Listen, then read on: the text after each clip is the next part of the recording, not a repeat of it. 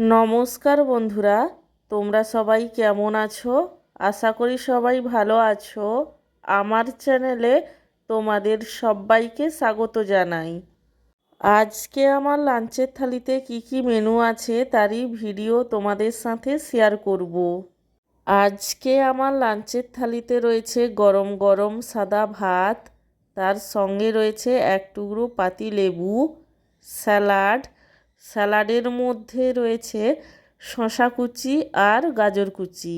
স্যালাডের পরে রয়েছে গয়না বড়ি ভাজা, বেগুন ভাজা, পটল ভাজা এবং সব শেষে রয়েছে এক বাটি লাল লাল মুরগির মাংসের ঝোল, যেটা আলু দিয়ে বানিয়েছিলাম। আমার আজকের এই লাঞ্চের থালির ভিডিওটি তোমাদের কেমন লাগলো সেটা কমেন্ট করে জানিও। আর ভিডিওটিতে লাইক দিতে এবং চ্যানেলটিকে সাবস্ক্রাইব করতে একদমই ভুলো না।